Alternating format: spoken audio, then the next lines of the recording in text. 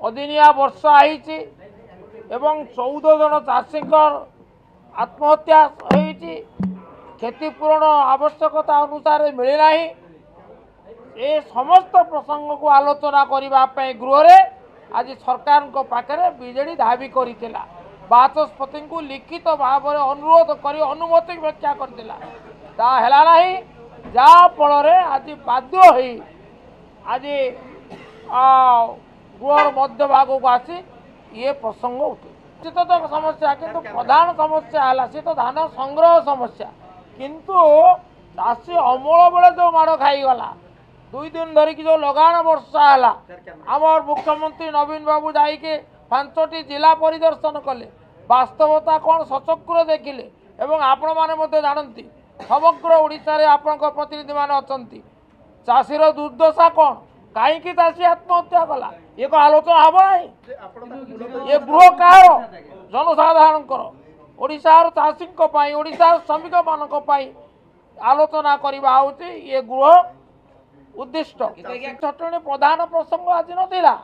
कटनी चटणी गोटे प्रसंग थिला किंतु प्रसंग है सामग्रिक भाव में चाषीर प्रसंग चाष क्षतिर प्रसंग चाषी आत्महत्यार प्रसंग क्षतिपूरण दिया नजार प्रसंग धान संग्रह समस्यार प्रसंग कटनी चटनी प्रसंग कहीं आलोचना कहीं आलोचना सुजोग कहीं से सुजोग अभाव प्रतिवाद करवा आज बीजेडी ये जो कार्य उत्तर देवे आम पाखे अभियोग अच्छी दबू आलोचना आलोचना पछघुंचा कहीं अनुमति वंचित करा कहीं आम गतकाली माननीय बाचस्पति महोदय को एक प्रस्ताव देइथिलु जे राज्य में जो भाई भाव में अदिनिया वर्षा फसल क्षयक्षति जो 14 जन चाषी आत्महत्या करचंती 14 जन चाषी मृत्यु घटी वर्तमान चाषी मैंने राजरास्ता को आसुचंती कटनी छटनी चली धान तांकर ठीक समय बिक्री होना सरकार जो मुहरे कही जे कटनी छटनी हम ना बोली एवं कटनी छटनी 5 ରୁ 10 केजी पर्यंत कटनी छटनी चली जो चाषी मृत्यु कथा आलोचना करने को आम प्रस्ताव देइथिलु से कथा को माननीय बाचस्पति महोदय आड़े दे